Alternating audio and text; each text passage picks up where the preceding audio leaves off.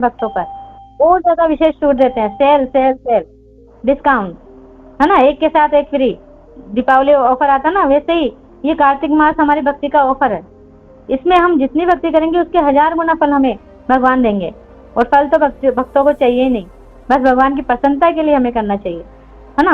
तो कार्तिक महीना बहुत ही महत्वपूर्ण है और इसमें राधा रानी की कृपा बहुत बरसती है, क्योंकि कार्तिक जो महीना है वो कार्तिका, राधा रानी का नाम था ये कृतिका, उसी के नाम से ये कार्तिक महीने का नाम पड़ा है। और इसीलिए हमें इस महीने में विशेष तौर से क्या करना चाहिए, भक्ति करने का प्रयास करना चाहिए। कहते हैं एक माला हम करते हैं ना तो उसका 1000 गुना फल मिलता है और इसका लाभ हमें उठाना चाहिए सभी को, है ना। ये कहते हैं कि कार्तिक जो व्रत है सभी व्रतों की रानी है। जितना हम इसमें जो अलग व्रत करते हैं साल भर, उसका कोई फल नहीं मिलता अगर हम कार्तिक में जो नियम होते हैं उसका पालन नहीं करते हैं। और कार्तिक के नियमों का पालन कर लिए और जो अन्य व्रत कर रहे हैं तो तभी वो फलीभूत होते हैं। अगर नहीं किए तो वो निष्काम हो जाएंगे, सारे निष्फल हो जाएंगे सारे। इसलिए कहते हैं कि कार्तिक का महीना 1000 गुना फल देने वाला है हमें। इसमें हमें जो प्रपात जी ने जो नियम बताए हैं उसका पालन करना चाहिए अच्छे से। भगवान को प्रसन्न करने का सबसे सुनहरा मौका है। तो बताया जाता है कि हमें क्या करना चाहिए, ये विशेष क्यों है, पहले तो ये देखते हैं क्योंकि इसमें गोवर्धन लीला हुई थी। भगवान की सारी जो बचपन की लीला हुई थी वो ज्यादातर इसी महीने में हुई। गोवर्धन लीला हुई थी, दामोदर लीला हुई थी, गोपियों के साथ जो भगवान ने रास रचाया था वो इसी महीने में हुआ था, है ना। शरद पूर्णिमा के दिन राधा कुंड श्याम कुंड का निर्माण हुआ था। गोपाष्टमी बहुलाष्टमी इसी महीने में आती है ना। ब्राह्मण गीत, वेणु गीत, गोपी गीत, ये सब कार्तिक मास में हुए थे, है ना, इसी में ही किए थे भगवान ने। और ध्रुव महाराज ने जो तपस्या की थी वो भी कार्तिक महीने में की थी, मधुवन में, वृंदावन में। तो कहते हैं कि जो भगवान की 16,100 रानियां थी उनका विवाह भी भगवान श्री कृष्ण के साथ कार्तिक महीने में हुआ था। इसलिए ये महीना बहुत बहुत महत्वपूर्ण है। और कहते हैं कि हरि भक्ति विलास में कहते हैं सनातन गोस्वामी कि 5 चीजें जो खास तौर से हमें करनी चाहिए। वैसे तो बहुत नियम है, अगर हम उतने नियमों का पालन नहीं कर सकते तो हमें क्या करना चाहिए, केवल 5 चीजें जो शिल प्रपात जी ने कही है वो तो हमें अनिवार्य ही करनी चाहिए। कहते हैं हरि भक्ति विलास में हमें सनातन गोस्वामी कहते हैं 5 चीजें हमें अनिवार्य रूप से करनी चाहिए। कौन सा? पहला है हरि जागरण, यानी भगवान को प्रसन्न करने के लिए हमें हरि जागरण करना चाहिए। यानी क्या करना चाहिए, हरिनाम संकीर्तन और जाप, ज्यादा से ज्यादा हमें माला जप करनी चाहिए। 16 कर रहे हैं तो 20, 25, 32 जितनी हो सके उतनी माला करनी चाहिए। कीर्तन करना चाहिए, है ना। प्रभात फेरी सुबह करते हैं ना, हरिनाम संकीर्तन निकालना चाहिए। ऐसा करने से क्या होता है, भगवान बहुत प्रसन्न हो जाते हैं, जल्दी प्रसन्न होते हैं। दूसरा है प्रातःकाल स्नान, यानी जल्दी उठकर ब्रह्म मुहूर्त में उठकर हमें स्नान करना चाहिए कार्तिक में, अगर विशेष पर भगवान की कृपा पानी है तो, है ना। और ब्रह्म मुहूर्त का मतलब क्या है, ब्रह्म मुहूर्त कब से शुरू होता है, सूर्य उदय से पहले, सूर्य उदय से 1.5 घंटा पहले बताया जाता है। यानी कि 4:10 से कहते हैं कि 4:58 तक ये ब्रह्म मुहूर्त का समय होता है। 48 मुहूर्त का, ये 48 मिनट का क्या होता है, एक मुहूर्त होता है। तो ब्रह्म मुहूर्त कैसे हुए, 4:10 से 4:58 तक ये ब्रह्म मुहूर्त का समय होता है। इसमें हमें जल्दी उठ जाना चाहिए और स्नान कर लेना चाहिए। कहते तुलसी सेवनम, तीसरा है तुलसी महारानी की हमें सेवा करनी चाहिए। शालिग्राम और तुलसी महारानी का विवाह हुआ था इसी महीने में, तो तुलसी महारानी की सेवा और पूजा और जल दान करना और उनको आरती दिखाना बहुत फलीभूत होता है। बहुत तुलसी महारानी प्रसन्न होती है, शालिग्राम भगवान प्रसन्न होते हैं, तो उनकी प्रदक्षिणा करनी चाहिए कार्तिक में, और दीपदान करना चाहिए, है ना, और वो जल दान करना चाहिए। और चौथा है उद्यापन, यानी उद्यापन का मतलब क्या होता है कि हमें वो व्रत लेना चाहिए, वो संकल्प लेना चाहिए कि हम जो भक्ति में बाधा है उस चीज को छोड़ पाए, कि मैं ये नहीं करूंगा, है ना। जो भी हमारी गलत आदतें हैं जो भक्ति में बाधा है, जैसे मोबाइल चलाना, माला करते हुए मोबाइल को छेड़ना, रील्स देखना, फेसबुक, है ना, इंस्टाग्राम, जो भी है व्हाट्सएप स्टेटस देखना, ये सब गलत आदतें जो भी हमारी भक्ति में बाधा है हमें उनको छोड़ देना चाहिए। ज्यादा नहीं सोना चाहिए, ज्यादा नहीं खाना चाहिए इस महीने में, और हमें वो चीजें छोड़नी है जिससे कि हमारी भक्ति में बाधा ना हो। जो भक्ति में बाधा आ रही है ना उसको हमें छोड़ देना चाहिए। मोबाइल का तो हमें दूर से, जितना दूर हो सके उतना दूर रखना चाहिए इस महीने में, हो सके तो ये नियम हमें क्यों बताए जा रहे हैं प्रपात जी के द्वारा, कि कहते हैं कि ये इन नियमों का जो पालन करता है ना तो वो साल भर रखने का प्रयास कर लेगा फिर, 1 महीना अपने आप में अगर अच्छे से इंद्रियों को काबू कर लिया तो उसका अभ्यास हो जाएगा। और यही प्रभुपाद जी चाहते हैं कि हमें इसी महीने में अभ्यास करते हुए पूरे साल भर हमें ऐसे रहने का प्रयास करना चाहिए, तो भगवान की भक्ति और भगवान को पाना ज्यादा मुश्किल नहीं होगा। 5वां क्या है? दीपदान। कहते हैं हमें रोज भगवान दामोदर के सामने दीपदान करना चाहिए, दामोदर अष्टकम गाते हुए, है ना। कहते हैं कार्तिक मास में दीपदान करने का बहुत बहुत फल है। कहते हैं एक दीपक दिखाने से कहते हैं जन्म जन्मांतर के हमारे सारे पाप क्षण भर में जलकर भस्म हो जाते हैं। और कहते हैं जितने दिए जलाते हैं ना, तब हम भगवत धाम जब जाते हैं, किसी जन्म में जाएंगे तो सारे दिए हमारे रोशनी करने के लिए तैयार रहेंगे वहां पे, जितने भी दीपदान किए हमने हमारे जीवन में। तो कहते हैं कि हमारे वो तो रहेंगे और हमारे पूर्वज भी हमारे साथ साथ चलेंगे उस रास्ते पर, है ना, उनका भी उद्धार होगा। तो कहते हैं कितना सुंदर माह है ये कार्तिक मास। तो हमें 5 चीजों पर तो विशेष तौर पर ध्यान देना चाहिए। और भी हैं, अगर और भी नियम करना चाहे तो अच्छी बात है, लेकिन ये 5 तो हमें करने चाहिए। क्यों?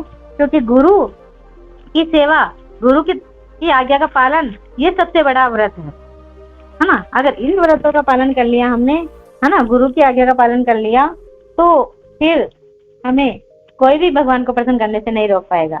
इसलिए हमें ज्यादा से ज्यादा गुरु की आज्ञा का पालन करना चाहिए, है ना, प्रचार करना चाहिए, सबको प्रोत्साहित करना चाहिए दीपदान करने के लिए। क्योंकि जानते ही नहीं है बहुत से लोग कि दीपदान क्या होता है, कैसे दीपक भगवान को दिखाया जाता है ना। ये कहते हैं मंदिर की परिक्रमा लगानी चाहिए इस महीने में, हाँ। और कहते हैं कि जो वो सबसे बड़ी तपस्या क्या है कि गुरु की सेवा, जो गुरु ने हमें आज्ञा दे दी, यानी कि प्रचार करना, कथाओं का श्रवण करना, है ना, भागवतम भगवत गीता पढ़ना और गुरु महाराज की बुक्स पढ़ना, ये हमें करना चाहिए कार्तिक में ज्यादा से ज्यादा। कहते हैं एक श्लोक पढ़ने से क्या हो जाता है, पूरी भागवतम का एक श्लोक पढ़ने से 18,000 श्लोकों को पढ़ने का फल मिलता है ये इसमें कार्तिक महीने में। तो सोचो कि कितना विशेष महत्वपूर्ण है ये महीना। तो इसमें हमें ज्यादा से ज्यादा श्रवण करना चाहिए, है ना। खाने और सोने पर ज्यादा ध्यान नहीं देना चाहिए, समय खराब नहीं करना चाहिए हमें खाना और सोने पे। और मंगला आरती में जाना चाहिए सुबह उठ के। प्रभुपाद जी ने ये नियम इसलिए बनाए ताकि रोज नियम 1 महीना करेगा कोई तो वो साल भर करने के लिए उत्सुक होगा। माला की संख्या बढ़ा देनी चाहिए, तुलसी आरती, है ना, ये सब हमें करनी चाहिए। और जिसमें हमारी आसक्ति है उसको हमें छोड़ देना चाहिए। बस एक ही चीज हमें छोड़नी है कि जिससे हमारी भक्ति में बाधा हो रही हो वो चीज हमें छोड़नी चाहिए। तो बहुत बहुत लाभकारी है विशेष कार्तिक महीना। और कहते हैं कि शरद पूर्णिमा से क्या होता है, कार्तिक महीने की शुरुआत होती है। तो शरद पूर्णिमा आज जैसे कहते हैं रात्रि का जो समय है ना, आज तो शरद पूर्णिमा शुरू हो जाएगी। और कल से हम दीपदान वगैरह शुरू करेंगे ब्रह्म मुहूर्त से, क्योंकि आधे दिन बाद आज पूर्णिमा लग जाएगी। तो जो रात्रि का समय है आज के दिन, वो ही है महाराज का समय, है ना। आज के दिन भगवान ने क्या किया था, गोपियों के साथ रास रचाया था। कहते हैं कि 4 रात्रि ऐसी है साल के 365 दिन में कि हमें वैष्णवों को जो भक्ति करते हैं थोड़ी बहुत भी, उनको 4 रात्रि नहीं सोनी चाहिए। वैसे तो रात्रि को जागना असुरों का काम होता है, लेकिन कहते हैं कि 4 रात्रि हमें विशेष तौर से जागनी चाहिए वैष्णवों को।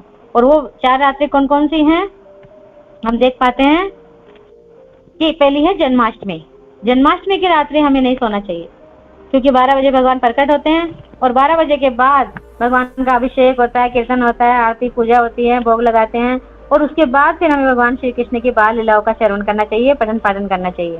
प्रभुपाद जी भी यही कहते थे। प्रभुपाद जी के समय में मंदिर में जन्माष्टमी के दिन भक्तों ने दिन भर पूरी सेवा की थी। रात के 12 बज गए थे, 12 बजे के बाद आरती किया, भोग किए, सब कुछ काम किए, भगवान श्री कृष्ण का उत्सव मनाया उत्साह के साथ। और फिर क्या किया, जब 2 बज गए तो सभी ने क्या कहा प्रभुपाद जी से, प्रभुपाद जी अब हम जा सकते हैं आराम करने के लिए। प्रभुपाद जी ने कहा नहीं, अभी कृष्णा बुक पढ़ेंगे। फिर कृष्णा बुक निकाली प्रभुपाद जी ने, कृष्णा बुक निकाल के और सबको कृष्ण लीला सुना रहे थे, सब सुन रहे थे। तो सुनते सुनते आधे वक्त तो सोने लग गए थे, नींद आने लग गई। फिर सभी ने इशारा किया कि प्रभुपाद जी अब बहुत नींद आ रही है, क्या हम जा सकते हैं सोने के लिए। प्रभुपाद जी ने कहा नहीं, अभी एक दूसरा चैप्टर शुरू करेंगे। ऐसे करके प्रभुपाद जी ने सुबह तक कृष्ण लीला सुनाई सभी को। तो प्रभुपाद जी भी यही चाहते थे कि कृष्ण जन्माष्टमी को किसी को नहीं सोना चाहिए। हम क्या करते थे, रात को 12 बजे भगवान की आरती करते हैं, और प्रसाद पाना हो तो प्रसाद पा लेते हैं, थोड़ी देर मन करता है तो हम लाइव अभिषेक देख लेते हैं वृंदावन से, और फिर सोने की लगती है। लेकिन नहीं, रात्रि को नहीं सोना चाहिए जन्माष्टमी की रात्रि को, क्योंकि भगवान वासुदेव, भगवान श्री कृष्ण भी इन 4 रात्रि को नहीं सोते हैं, क्योंकि भगवान श्री कृष्ण का आविर्भाव दिवस है जन्माष्टमी। और वसुदेव जी ने जब भगवान श्री कृष्ण को कहाँ पहुंचाया, रातों रात गोकुल में। तो भगवान कहाँ सो पाए रात भर, तो भगवान भी नहीं सोए। और सुबह उठते ही नंद के आनंद भयो जय कन्हैया लाल की शुरू हो गए। दूसरी रात है दीपावली। दीपावली की रात भी भगवान स्वयं नहीं सोते हैं, क्योंकि भगवान जो बाल रूप में दामोदर लीला हुई थी वो दीपावली के दिन हुई थी। तो यशोदा मैया ने दामोदर भगवान को, यानी भगवान श्री कृष्ण को रस्से से बांध दिया था, ऊखल से। ऊखल बंधन लीला हुई थी। तो बंधे हुए भगवान कैसे सो सकते हैं, है ना। तो उस रात्रि भी भगवान नहीं सोए। तीसरा है प्रबोधिनी एकादशी। इस दिन भी वैष्णवों को नहीं सोना चाहिए। इस दिन भी भगवान स्वयं नहीं सोते हैं। क्यों? क्योंकि प्रबोधिनी एकादशी के दिन भगवान श्री कृष्ण का, कहते हैं ब्रह्म वैवर्त पुराण में कहा गया कि भगवान श्री कृष्ण के साथ राधा जी का विवाह हुआ था भांडेर वन में, ये है। और अन्य पुराणों में कहा गया कि इसी दिन शालिग्राम भगवान और तुलसी जी का विवाह हुआ था। तो इसी दिन भगवान श्री कृष्ण का ये दिन भी बहुत महत्वपूर्ण है, और भगवान इस दिन भी नहीं सोए थे। चौथा है शरद पूर्णिमा की रात, यानी आज की रात, है ना। भगवान श्री कृष्ण आज की रात भी नहीं सोते हैं। क्यों? क्योंकि भगवान श्री कृष्ण ने आज के दिन भगवान गोपियों के साथ महाराज किया था रात 12 बजे। क्यों? उस दिन कहते हैं भगवान भी नहीं सोते हैं, और सभी देवी देवता भी नहीं सोते हैं, चंद्रमा भी नहीं सोए थे। और ब्रह्मा जी के एक दिन के समान एक कल्प युक्त ये रात्रि बन गई थी। इतनी शरद पूर्णिमा की बड़ी रात्रि बन चुकी थी, और भगवान ने महाराज किया था इस रात्रि को। तो कहते हैं कि इस 4 रात्रियों को हमें नहीं सोना चाहिए। भगवान का भजन करना चाहिए, कीर्तन करना चाहिए, नाम जप करना चाहिए, श्रवण करना चाहिए। तो कहते हैं भगवान की विशेष कृपा मिलती है। और कहते हैं कि इन 4 में से 3, जो 4 दिन है विशेष तौर के, इसमें से 3 तो कार्तिक मास में ही आ गए। दीपावली आ गई, शरद पूर्णिमा शुरू हो गई, और प्रबोधिनी एकादशी आ गई। तो ये चार तो उत्सव इसी में आ गए। तो ये कितना विशेष महत्व है कार्तिक मास का, है ना। तो ये है, ब्रह्म मुहूर्त में हमें उठकर और भगवान श्री कृष्ण को प्रसन्न करने का प्रयास करना चाहिए। और इन 4 रात्रियों में हमें भगवान को प्रसन्न करने के लिए जप करना चाहिए, और भगवान की लीलाओं का कथन, वो श्रवण पठन पाठन करना चाहिए, है ना। तो क्या होता है? अद्भुत भक्ति प्रेम रस की प्राप्ति होती है जब इन 4 रात्रियों में भगवान को हम प्रसन्न करने का प्रयास करते हैं। तो कहते हैं कि 5 मिनट और लूंगी मैं थोड़ा सा, कि जो सेकंड का काटा होता है ना घड़ी में, हम घड़ी को देखते हैं, 1 सेकंड का होता है, 1 मिनट का होता है, 1 घंटे का होता है। तो जो सेकंड का काटा होता है ना, 60 बार घूमता है। 60 बार घूमता है तो 1 मिनट होता है ना सेकंड वाला काटा। तो 60 बार, जब 60 मिनट का, सॉरी, सेकंड का काटा घूमता है, तो मिनट का काटा कर सकता है 1 बार, टिक, है ना। 1 सेकंड में केवल 1 सेकंड, 60 सेकंड का 1 मिनट होता है ना। तो कहते हैं कि 1 बार मिनट वाला काटा कर सकता है। और जब 60 बार मिनट का काटा कर सकता है, घूमता है, तो 1 बार घंटे का काटा कर सकता है। इसका कहने का मतलब ये है, इस उदाहरण से हम समझ सकते हैं कि जो सेकंड का काटा है वो साधक है, और जो मिनट का काटा है वो गुरु है, और जो घंटे वाला काटा है वो क्या है? भगवान स्वयं है। तो साधक, गुरु और कृष्ण है घड़ी में जो हम काटे देखते हैं तीनों।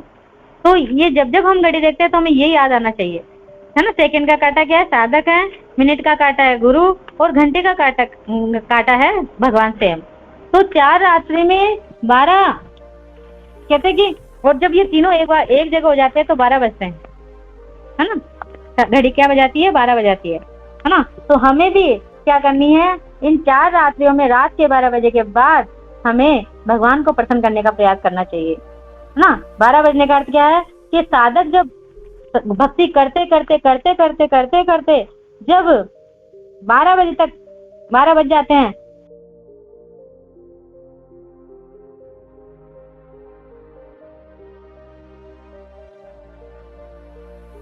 जब ये 4 रात्रि में 12 बजे के बाद हम भगवान को प्रसन्न करते हैं, उनकी कृपा मिलती है हमें। इसलिए कहते हैं कि हमें इन रात्रि को भगवान को प्रसन्न करने का प्रयास करना चाहिए। साधक, गुरु और कृष्ण, है ना, तीनों एक लाइन में आ जाते हैं इन 4 रात्रियों में। इसलिए हमें इन रात्रियों में भगवान की भक्ति ज्यादा करनी चाहिए, है ना। ज्यादा से ज्यादा हमें प्रेम रस का जो भाव है वो हमें जागृत करना चाहिए। भगवान के प्रति जो शरणागति है उसको बढ़ाने का प्रयास करना चाहिए। तो ये है शरद पूर्णिमा का महत्व। और शरद पूर्णिमा की रात्रि को क्या करते हैं, लक्ष्मी जी जो होती है वो घूमती है, हर घर में घूमती है विष्णु जी के साथ कि कौन जाग रहा है, कौन जाग रहा है। इसलिए शरद पूर्णिमा का एक नाम है कोरात्रि। तो जिस रात्रि को शरद पूर्णिमा की रात्रि को अगर कोई भक्त जाग रहा होता है तो लक्ष्मी और विष्णु जी की उसके ऊपर विशेष कृपा होती है। लक्ष्मी देखती है कि इस रात्रि को कौन जाग रहा है और उसके ऊपर लक्ष्मी जी की कृपा बरस जाती है ना। और कहते हैं कि कुमार कार्तिका का जन्म भी इसी रात्रि को हुआ था, है ना। कुमार रात्रि बोलते हैं, इसलिए उसको क्या कहते हैं, कुमार पूर्णिमा। और एक है समुद्र मंथन में से जो लक्ष्मी जी प्रकट हुए थे वो भी इसी शरद पूर्णिमा के दिन प्रकट हुए थे। और समुद्र मंथन से जो अमृत निकला था, है ना, तो अमृत जब निकला था तो सभी देवताओं को, जब असुरों देवताओं के बीच लड़ाई हुई थी और देवता लोग जब जीत गए थे, भगवान ने मोहिनी रूप धारण किया था, तो भगवान ने सभी देवताओं को अमृत पान करा दिया था भर भर पेट। सबने सब तरफ हो गए थे, फिर भी अमृत बच गया था। तो सबने सोचा कि इस बचे हुए अमृत का क्या करें। तो सबने क्या निर्णय लिया कि इस बचे हुए अमृत को हम क्या करना चाहिए, हमें चंद्रमा को दे देना चाहिए। सब सहमत हो गए और वो अमृत बचा हुआ था, वो अमृत किनको दिया, चंद्रमा को दे दिया। तो चंद्रमा ने ये अमृत अपने पास रख लिया और देवताओं ने कहा कि जब हमें जरूरत पड़ेगी तो चंद्रमा से ले लेंगे हम, है ना, ये चंद्रमा वापस लौटा देगा हमें। तो चंद्रमा के पास वो अमृत तब से है और तब से चंद्रमा का एक नाम पड़ गया सुधाकर। सुधा यानी अमृत, कर यानी हाथ में, यानी जब हाथ में दिया भगवान ने चंद्रमा को अमृत तो तब से भगवान का नाम एक पड़ गया सुधाकर, है ना। तो चंद्रमा के पास आज भी शरद पूर्णिमा के दिन, शरद पूर्णिमा की रात्रि को चंद्रमा 16 कलाओं से पूर्ण होता है। वैसे तो चंद्रमा में 15 कलाएं होती हैं, लेकिन 16 कलाएं कौन सी होती है, ये जो 15 कलाओं से पूर्ण होने का मतलब है कि 15 रूप से, 15 कलाओं से भगवान चंद्रमा प्रकाश बरसाते हैं।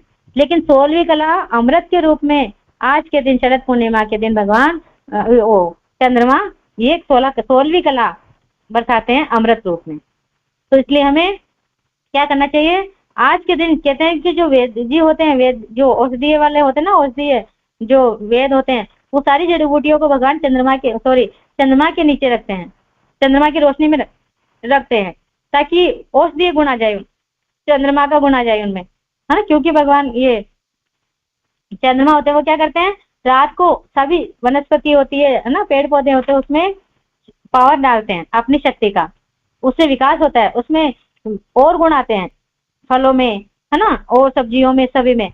तो ये कार्य करता है चंद्रमा। और आज के दिन सभी जो औषधि होते हैं, आयुर्वेद होते हैं, आयुर्वेदिक वाले, वो सभी अपनी औषधियों को चंद्रमा के खुले आकाश में छत पे रखते हैं ताकि उनके अंदर पावर आ जाए और ज्यादा। तो इसलिए कहते हैं आज का जो दिन है शरद पूर्णिमा का वो बहुत महत्वपूर्ण है। और ये इसलिए महत्वपूर्ण है कि आज के दिन चंद्रमा से अमृत बरसता है और भगवान श्री कृष्ण ने महाराज किया था और महाराज के साक्षी है चंद्रमा, है ना। तो ये यहाँ पे बताया गया है कि आज के दिन कहते हैं, बहुत से शास्त्रों में तो नहीं लिखा है, लेकिन कहते हैं औषधीय और आयुर्वेद के अनुसार कि आज के दिन खीर बना के और हमें छत पे रखनी चाहिए, है ना, पतले कपड़े से ढक के। और 12 बजे के बाद 1 बजे तक हमें वो ले लेना चाहिए कि 12 बजे तक, कहते हैं 12 बजे अमृत बरसता है और वो उसमें औषधीय गुण आते हैं। और वो खीर हमें सुबह सूर्य उदय से पहले खाली पेट खानी चाहिए प्रसाद रूप में। तो कहते हैं कि उसके सभी रोग दूर हो जाते हैं। तो इतना महत्वपूर्ण है ये, इसलिए हमें क्या करना चाहिए, भगवान का नाम जप करना चाहिए इन 4 रात्रियों में, और श्रवण कथा, है ना। और इस पूरे महीने में, कार्तिक के महीने में हमें प्रचार करना चाहिए, हरिनाम निकालना चाहिए। और कहता है लास्ट कि इसी दिन शरद पूर्णिमा के दिन वाल्मीकि जयंती भी है और मीराबाई जयंती भी मनाई जाती है, इसलिए शरद पूर्णिमा बहुत महत्वपूर्ण है। तो हरे कृष्णा। मुझे जितना आया मैंने बताने का प्रयास